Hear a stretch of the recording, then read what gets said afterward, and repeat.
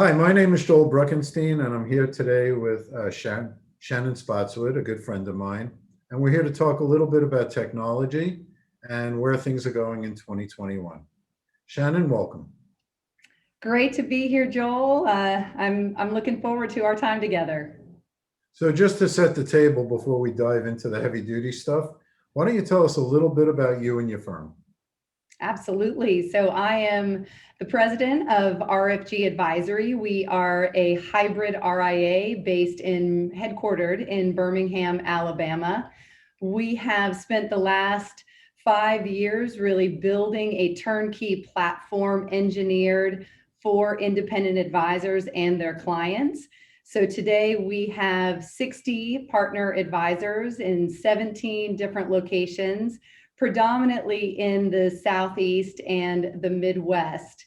And what really sets us apart, and part of what I'm looking forward to today, is we are a service company first, we're a technology company second, and we're a hybrid RIA third. So technology is really important to us as we think about the value delivery in serving independent advisors.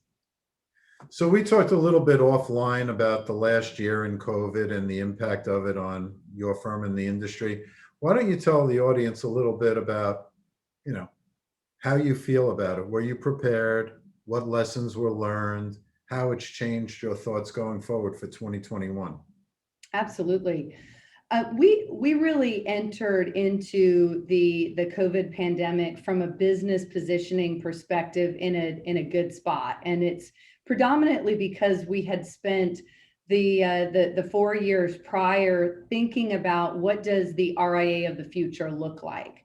What does a platform that serves independent advisors look like? And so as we were thinking about the future and the need for advisors to be able to prepare for client meetings in 90 seconds or less, for them to be able to pop open their Surface Pro and conduct an advisor review and meet with a client on the fly, to be able to manage their teams in disparate locations, to really they could be hiking with their wives in the mountains of Colorado and take a call from a client and be able to service them if they wanted to do that. And the way that we had really been thinking about that is we recognize that the winds of change are blowing in the wealth management industry, and the advisor of the future was going to need to service their clients very differently than they had experienced that in the past.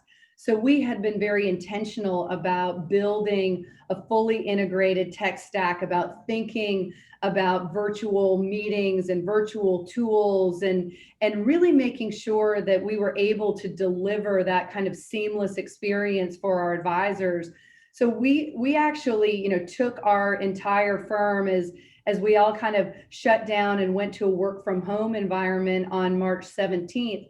It took us about 24 hours to take 120 people remote, because we were already set up for it. So, we like to say we didn't obviously plan for a global pandemic, but we did plan for the future. And so that really set us up to be able to serve our advisors and for them to serve their clients and to really excel during that incredibly, stressful and really unprecedented time. So, one of my major concerns about sort of everybody going virtual and having meetings while they're hiking with their wives is cybersecurity. And I would say it's my number one focus going into 2021. You see what happened with solar winds, the government can't take care of themselves. Right. There are a lot of providers in our industry that have been using some of their products. So, did that make you, in March, take a step back and say, what do we do about all these people with these devices? And then after solar winds, did you have another review and say, wow, are we using the right products and Yeah. services? Well, I'll tell you, if our director of technology was on this call with us, he would tell you, that's the number one thing that keeps him up at night. That's what he stares at the ceiling, worrying about, as he should, in his role. I think all of us as business leaders are giving a lot of thought to that. And I'll tell you what we had really done as part of building this ecosystem and building this platform out. is we had gone to device standardization. So we had been on kind of this crusade for the need to know, where is every device? How is it connected? How is it accessing client information?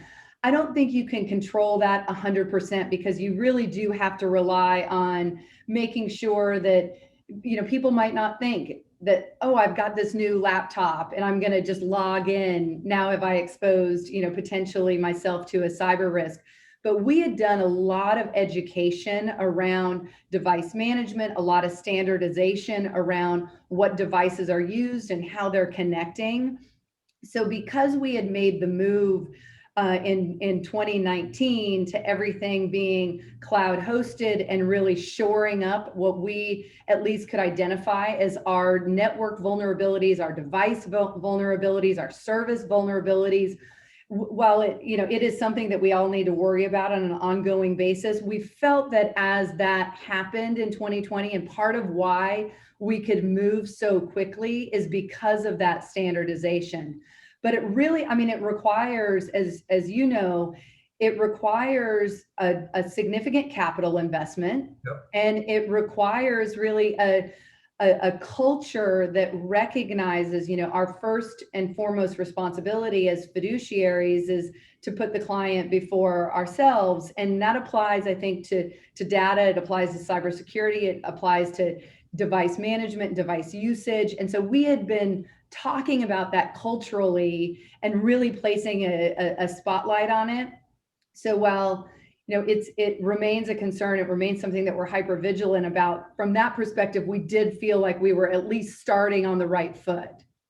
So there's two things in particular I want to bring up with you there, because these are things that I've been talking about and thinking about a lot lately. One is that, I think with firms, particularly firms smaller than yours, they combine the IT and the cybersecurity function together. And to me, that's a major concern, because there should be checks and balances. And a lot of smaller firms are not thinking about it that way. From your smile, I get the impression that you are thinking about it that way. And coincidentally, as I was preparing for this, and I probably shouldn't say this, but I won't mention a firm name, I got something today that looked exactly like a bill from QuickBooks from a RIA firm that I'm familiar with, but it just didn't seem right to me, right? So I didn't click on it, and I sent them an email saying, I'm not sure what this is. And of course, 6 hours later, I got an email that was obviously a blast email saying, we were hacked, don't click on this link, right? Yeah. So I think there's a reputational risk that we all have to be aware of, even if you're trying to do the right thing. If somebody does get into your system, they can really trash you in a matter of minutes. Yeah. And I think you're right about, there's a couple different avenues that you really have to go down. And this is part of what I think is causing smaller RIAs or smaller, standalone advisors to really reevaluate. Yep. Does it make sense to go solo long term? Because you're having to wear so many different hats, not just on the practice management side of the business, but on the technology side, on the marketing side. It's just, the business is becoming so complex and it's moving so quickly that it's difficult to really be able to have that expertise in house. So we kind of approach it a couple different ways. The first is to identify, those outside consultants who are going to put you through your paces. Like, you've got to hire someone who's going to test your cyber policy, who's going to go through your business continuity plan, who's going to really ensure that you're able to do what you think you're able to do. And then for us, we really focus also on bringing the talent in-house. So we have a dedicated technology team. We have a director of technology. We have a director. We have one of our technology people are just dedicated to the advisor experience. So how to use the tech stack, how to design custom reporting, to really be a client advisor advocate on technology and a coach on all that technology. And then our newest hire, which really speaks to the cyber risk, was we brought in-house IT desktop support.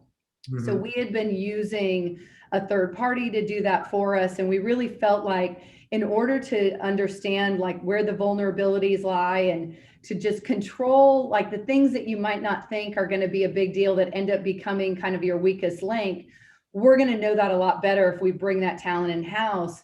And we were able to hire, which has just been, she has been so awesome. We were able to hire a woman who spent 10 years in the US Navy dealing with cybersecurity and setting up nuclear warships.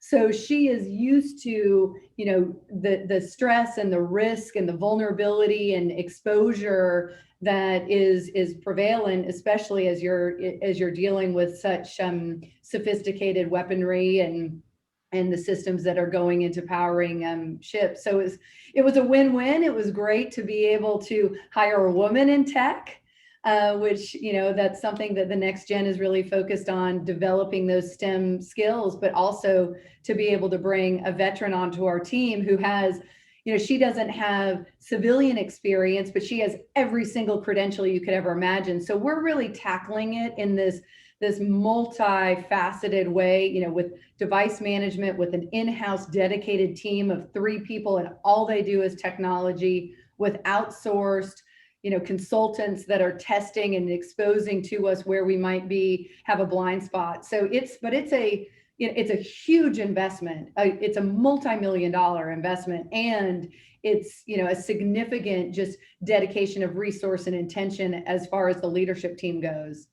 But I think you made a very good point about, like, if you would have asked me 10 years ago, I would say, you know, small and nimble can compete with the biggest firms.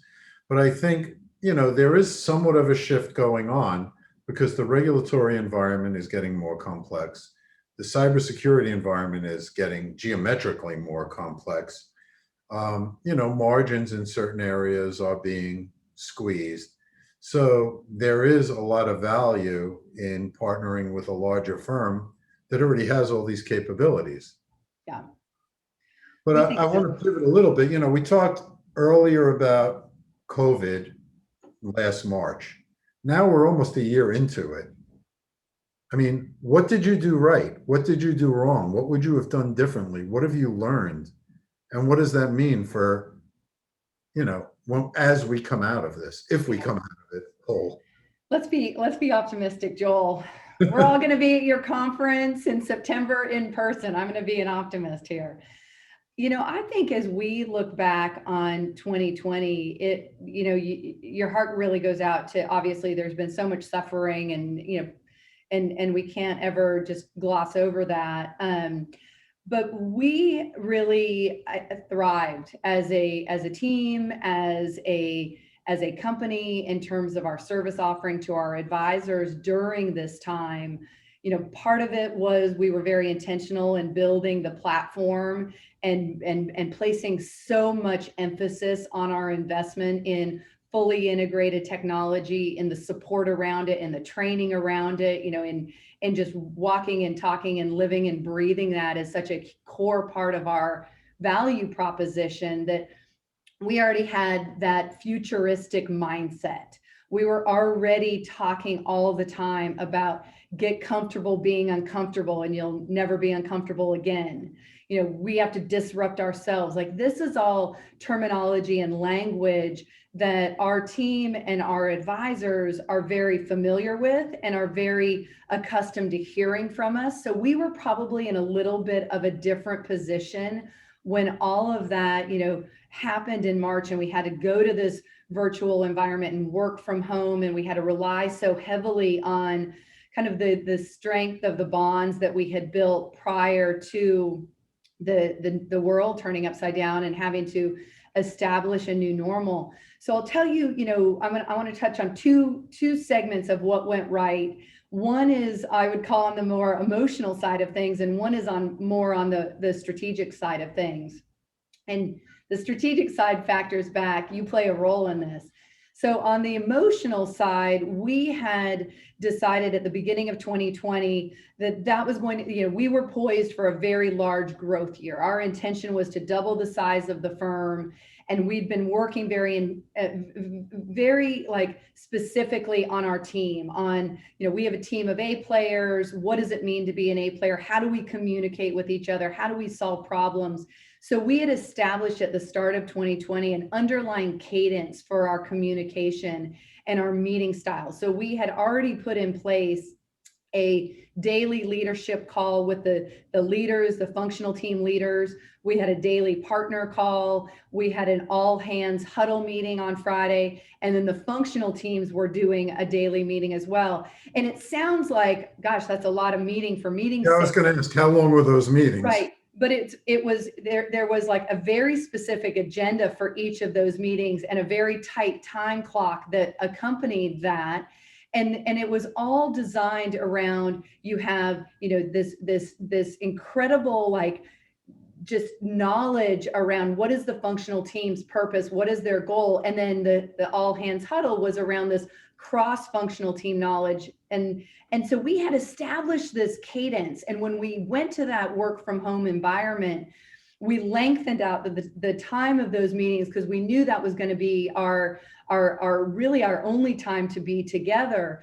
And because we already had a quarter, and that was just quite honestly by good luck, we already had established that, it really allowed us to seamlessly move into solving problems and serving our advisors and really being able to not miss a beat. Like, to actually, we kind of accelerated, if I'm perfectly honest with you, we accelerated not only the delivery of the service, but the way that we were supporting our advisors and really enabling them to, we were recording daily videos on what was happening in the market by our chief investment officer. At the beginning of the pandemic, we were holding every other day firm-wide town halls in a virtual video setting. So we had this like connection that was built, and we were really able to leverage that communication. And so that put us in a place where our advisors were serving their clients. They felt really supported. There was no ambiguity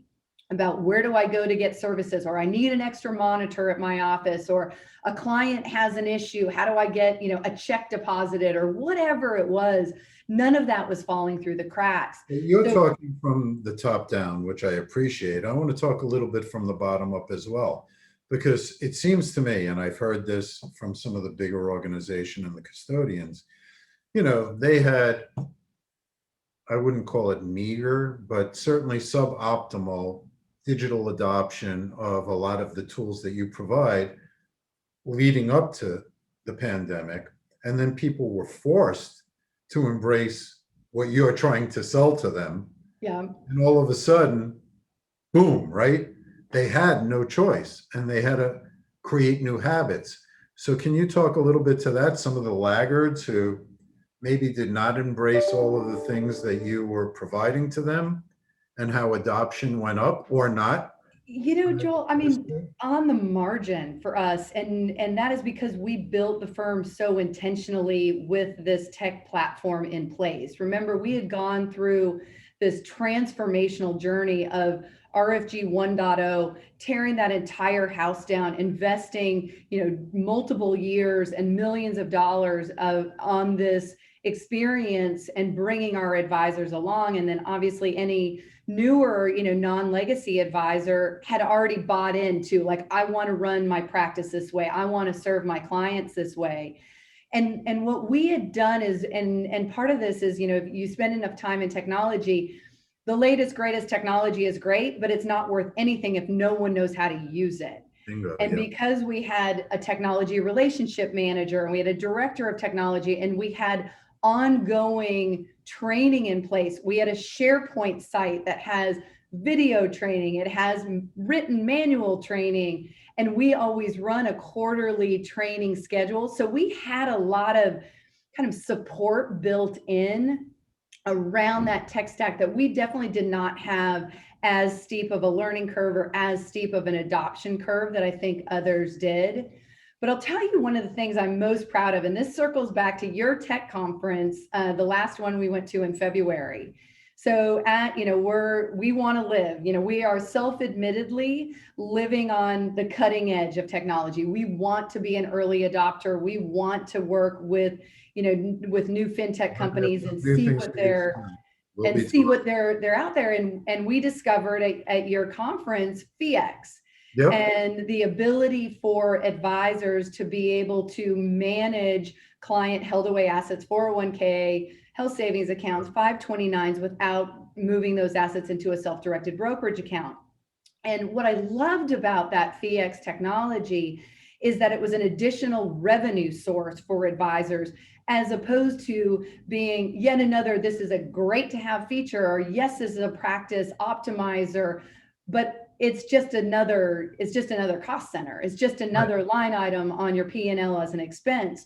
Whereas FIEX, there was a very clear path of like, no, this is going to be a source of revenue for our advisors. And so we had seen that at your conference, done all the due diligence on it, gotten really excited, and we had just built out, over the course of the year when we were planning on rolling it out. And we had it slotted to roll out in Q3 of 2020. Well, the world falls apart. You have all this volatility where our advisors are having conversations on a level that really they hadn't probably had since the financial crisis of 2008 in terms of the urgency and the frequency. And we said, this is such a fantastic time. There's so much fear and uncertainty. People are thinking about planning. They're thinking about those 401k assets. They're worried about the underlying volatility in the market. Let's pull this forward. So we actually, in the second week of April, when everybody's kind of deer in the headlights trying to figure out how to work from home, we actually rolled out new technology and a new revenue source for our advisors into that teeth of that, fear and pandemic. So that, as I look back on our team, and the advisors' willingness to hear and receive that information, that's definitely one of the highlights. So I love hearing the highlights, but I also want to hear the biggest mistake. So give me the worst thing that's happened over the past year that you wish you could have done better. We, early on, we obviously are in growth mode. So we are talking to a lot of advisors, and a big part of we had spent a whole, an excessive amount of time really designing our sales process at the end of 2019, really projecting 2020 to be a breakout year, building KPIs and funnels and all these reports and all the rest of it. And it really, for us, the pivot point was an in-person VIP. Right. In-person VIP, and it's roll out the red carpet, and we're great at it. That all went in the trash. There was no in-person VIP, and it, we had to really retool there. We had to rethink what are our growth goals, what is realistic that we're going to be able to onboard in terms of new assets. How are we going to do virtual VIPs? How are we going to convey culture, which is such a huge part of our value proposition it's one thing to have, you and I had a relationship pre-pandemic, so we can get on a virtual call and we have all of that goodwill already built up and stored. It's another thing when you're come join us and you're never going to meet us in person. So we had to work really hard in thinking through all those little details to try and mimic the emotional experience of an in-person VIP. I'm not sure you've totally solved for that. I haven't anyway. No. Really, really difficult. It really is. And I think that, that opens up a whole nother, side of questioning. I would say across the board as leaders and as team members, we all had to get a lot more vulnerable this year. It couldn't be all business. We did a lot of those Friday huddles, especially in April, in March, April, and May and June, that we're not talking about business here. We're talking about feelings. How's everybody doing? How's everybody's mental health? Where are you on this? And I think for our industry, we needed that. We could stand to be a little bit more human, but that's, those are hard days and big adjustments. You're probably much better at that than I am. I've never been accused of being the touchy-feely guy. Come on. I grew up in New York. Hey, what can I say? So I want to pivot and talk about a couple of other things because I think it's really interesting your perspective, where you come from. You're from the Deep South. In our industry, diversity is a big deal. We want to get more women involved, more minorities. We want more minority clients. And, I thought you kind of touched on it very briefly when you talked about hiring a woman from the Navy.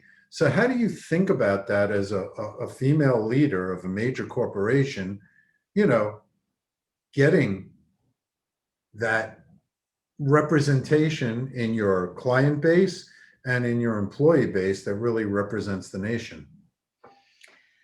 This will be an ongoing, you know, this will be an ongoing problem that our industry needs to continue working on and discussing in a very direct manner. Let's separate the two. Let's take employees first, and then we'll touch on clients second. On the employee front, we are very committed to interviewing for diversity, very intentionally. We hire for talent and we interview for diversity. And when you do that, what you end up with is a very diverse team. So it is, but you have to be. The pool is there in your area. I mean, you're almost a regional, if not a national firm already. Not everybody has the scope that you have. I'll tell you, this is something that is kind of near and dear to my heart, especially as it relates to women in our industry. But I also think it applies to minorities entering into our industry in particular.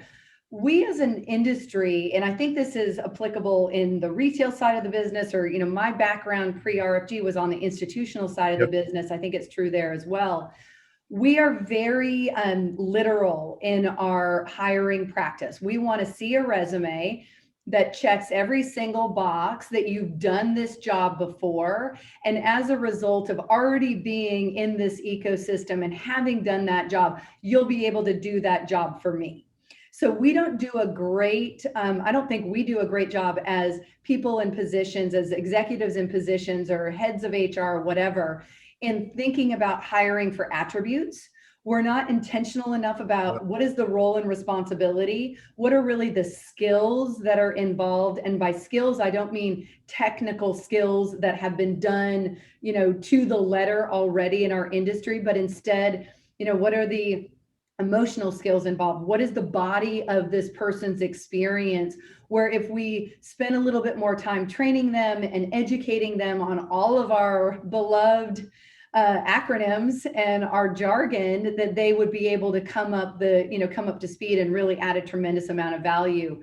So I think that, there's obviously certain positions, you can't just go be an advisor without having the proper credentials and licenses. Right. But there is a lot of areas where we can very intentionally hire women and minorities who might not have a resume that's familiar to us, but they certainly have the skill set to be able to thrive in our industry. Well, you really surprised me with the cyber example, because I thought that was perfect. And what I've said for years, and what we've tried to do at T3, is to illustrate to college students that you don't need to be a CFP to get into our industry. Yeah. We have a lot of other skill sets we need. We need data scientists. Yeah. We need programmers, right? We need a lot of people that you don't think of as traditional financial people. Right. And I think if we did a better job as an industry of getting that message out, we'd get better recruits. And absolutely. Really, we're lacking in that area. Well, and the impression is I have to love math. Right. I have to love math and I have to be good at math to do this. And that's just such a fallacy. And I'll tell you what's interesting, Joel, you'll appreciate this. Of our tech team, our director of technology, our systems administrator, our technology relationship manager, guess of the three in-house, how many had experience in our industry or even knew what an RIA was before they started here? Probably none. Yeah. Zero. It doesn't surprise me. It doesn't surprise me, but again, it depends what area you're going into, right? My experience says if somebody wants to start like a fintech company and they have no experience on our industry, but they're really great technologists, it's maybe a 50% chance of success. right? If they come from the wealth management side and they really understand the industry and they have a good product, they probably have an 85% chance Yeah, of I would success agree. because they really need to understand the industry. But it's very job specific. And Mhm. if your example is like one of the best ones I've ever heard, like imagine that somebody who worked for the Navy, who is super skilled in cybersecurity, that translates very well into what you need. But Right. in other areas, you may need to give them a lot more training around the idiosyncrasies of our business Yeah. before they can be effective. So I Yeah. think that was very strategic on your part. Thank you. I think so. I think so too. And I think there's a lot of talent out there that would, what's so great about our business is at the end of the day, we're helping people. Yep. Like this is a servant driven industry. And that resonates with a lot of people. And there's just this tremendous opportunity to kind of open up our industry to all of this talent who maybe instead might have thought of wealth management or financial planning in either too quantitative or too narrow of a math focus, or in like, ooh, I don't, that's It's a commissions sales and job. sales job. And I don't want to do it's that. really not. I mean, especially as the industry is changing, and the role of the financial advisor, went from stockbroker to investment manager to financial planner. And we really believe we're in the phase of this is your financial life coach. Right. You need Well, to this touch on all facets. I want to ask you one more difficult question, and it's not really a technology question, but obviously it's top of mind right now. I mean, we are a nation divided. We have clients who are on one side of the spectrum, the other, and a lot in between. I think there's an emotional component to that. But obviously, also, whether you agree or not, we're going to have a new administration. Um, they have very different ideas than the last administration with regard to things that really impact us, from regulation to taxation. How are you talking to your clients about that? And what are your expectations for your vendors? Because that's going to need to be reflected in your business. So, a couple of things. Number one, how are you talking to clients who are at one end or the other? And number two, what are your expectations? Like, if the new administration comes in, passes some tax laws, what's realistic to expect to see that reflected in the technology? Yeah.